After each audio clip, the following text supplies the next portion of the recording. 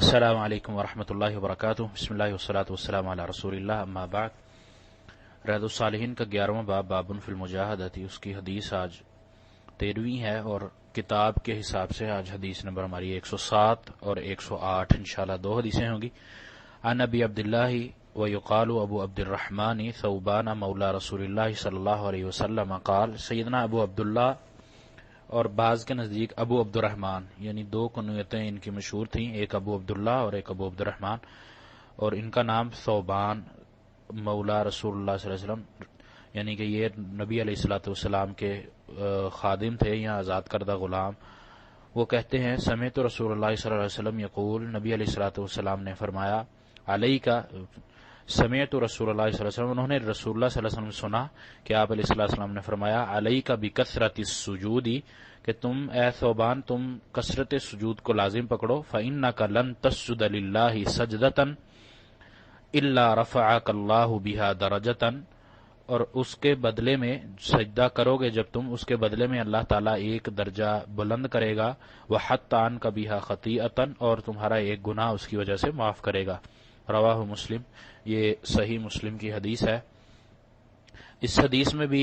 نبی صلی اللہ علیہ وسلم نے جو ہمیں تعلیم دی ہے وہ یہی کہ اللہ کی عبادت کو لازم پکڑا جائے اور اللہ کے لیے سجدوں کی کثرت کی جائے، نوافل کا اہتمام کیا جائے۔ فرض نماز جو ہے وہ تو ہم نے پوری کرنی ہی کرنی ہے، فرض نماز کے علاوہ اس کی سنتوں کا اہتمام بھی کیا جائے، اور سنتوں کے علاوہ پھر نوافل کا اہتمام زیادہ سے زیادہ کیا جائے۔ ہر ایک سجدے کے بدلے جو اس حدیث میں ہمیں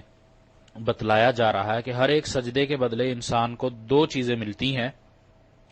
ایک کہ اس کو نیکی ملتی ہے، اس کا درجہ بلند کیا جاتا ہے،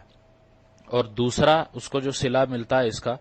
وہ یہ کہ اس کی جو برائی ہے، اس کا جو گناہ ہے وہ بھی اس سے ہٹایا جاتا ہے، یعنی اس کو دونوں طرف سے فائدہ پہنچایا جاتا ہے، نیکی بھی دی جاتی ہے اور اس کا گناہ بھی ہٹایا جاتا ہے، ایک طرف زیادتی کی جاتی ہے ایک طرف کمی کی جاتی ہے، تو یہ انسان کے ہی فائدے میں ہے، اس طرح اللہ کا قرب بھی اس کو حاصل ہوتا ہے اور نبی علیہ الصلوۃ والسلام کی سنت پر بھی عمل پیرا ہوتا ہے اور ایمان کی مضبوطی بھی ہوتی ہے۔ تو یہ جتنے بھی اس میں تعلیم دی گئی ہے وہ ٹوٹل انسان کے، یا یوں کہہ لیں کہ ہمارے ہی فائدے میں ہے، تو ہمیں اس چیز کو لازم پکڑنا چاہیے، اور ہمارا جو زندگی کا مقصد ہے جو اللہ تعالیٰ نے ہمیں اپنے لیے راستہ بتلایا ہے وہ بھی یہی کہ اچھے راستے کو اختیار کرو، اسی کا انتخاب کرو اور اللہ کے راستے میں چلتے ہوئے اللہ ہی کی عبادت کرو، اسی میں ہماری دنیا اور آخرت دونوں کی بھلائی اللہ تعالیٰ نے رکھی ہے۔ اسی طرح اگلی حدیث ہے، حدیث نمبر 108، عن ابی صفوان عبداللہ بن بسر الاسلمی، سیدنا ابو صفوان عبداللہ بن بسر الاسلمی رضی اللہ تعالیٰ عنہ قال، کہتے ہیں، قال رسول اللہ صلی اللہ علیہ وسلم، کہ رسول اللہ صلی اللہ علیہ وسلم نے فرمایا، خیر الناس، تم میں سے بہترین لوگ وہ ہیں، من طال عمرہ، جن کی عمر لمبی کی جائے یا جن کی جو لمبی عمر پالیں، وحسن عملہ، اور ان کا عمل بھی اچھا ہو۔ رواہ الترمذی، یہ سنن ترمذی کی حدیث ہے اور امام ترمذی رحمہ اللہ نے اس حدیث کو حسن کہا ہے۔ اس حدیث سے بھی جو نبی علیہ الصلوۃ والسلام کا فرمان ہمیں ملتا ہے، جس کی تعلیم نبی علیہ الصلوۃ والسلام ہمیں دے رہے ہیں اور صحابی بتلا رہے ہیں، اس میں بھی نبی صلی اللہ علیہ وسلم کی یہ دعا کہ جو انسان لمبی عمر پا لیتا ہے، اور اس کی لمبی عمر کا فائدہ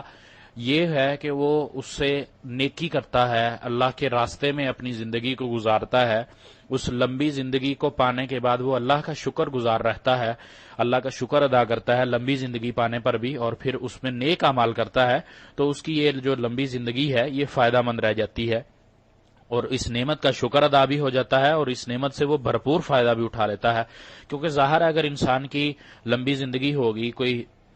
اس کو طویل زندگی اللہ تعالیٰ دے گا اور وہ برے کاموں میں گزارتا ہے تو اس پر بوجھ زیادہ بنتا ہے، اس کے لیے حساب دینا اتنا ہی مشکل ہوگا۔ اگر وہ اسی زندگی کو اللہ تعالیٰ کی طرف سے دی ہوئی مہلت کو وہ اللہ کے راستے میں ہی خرچ کرتا ہے، اللہ کے لیے ہی اس زندگی گزارتا ہے، تو پھر اس کے لیے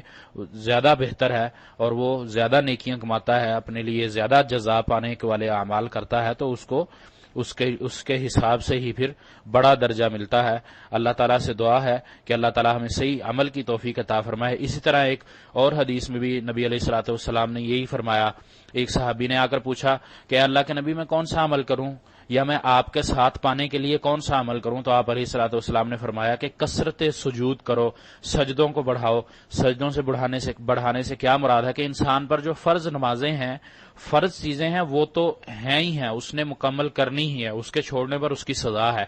اس کے علاوہ سنتیں ہیں، نوافل ہیں، اس سے مراد یہ ہے سجدوں کی اضافہ کرنا، اللہ کے سامنے جھکنا، نفل ادا کرنا، اپنے قیام کو لمبا کرنا، خاص کر رات کے آخری پہر میں اللہ کے ہاں گڑ گڑانا، اللہ سے معافی مانگنا، اپنے گناہوں کی معافی طلب کرنا، اپنے لیے دعا کرنا، دوسرے اور عام مسلمانوں کے لیے دعا کرنا، کیونکہ اس وقت قبولیت کا وقت بھی زیادہ ہوتا ہے اور اللہ سے لگاؤ زیادہ ہونے کا بھی وہ وقت ہوتا ہے۔ اللہ تعالیٰ سے دعا ہے کہ اللہ تعالیٰ ہمیں بھی قیام کرنے کی، نوافل ادا کرنے کی، زیادہ سے زیادہ اللہ کی عبادت کرنے کی توفیق عطا فرمائے۔ پھر یہ ہمارے نوافل جو ہیں، یہ اگر ہمارے فرض میں یا کسی اور چیز میں کمی رہ گئی ہو تو اس کو بھی پورا کرنے کے باعث بنتے ہیں۔ اللہ تعالیٰ سے دعا کہ اللہ عمل کی توفیق دے۔ وما توفیق الا باللہ، علیہ توکلت و الیہ انیب۔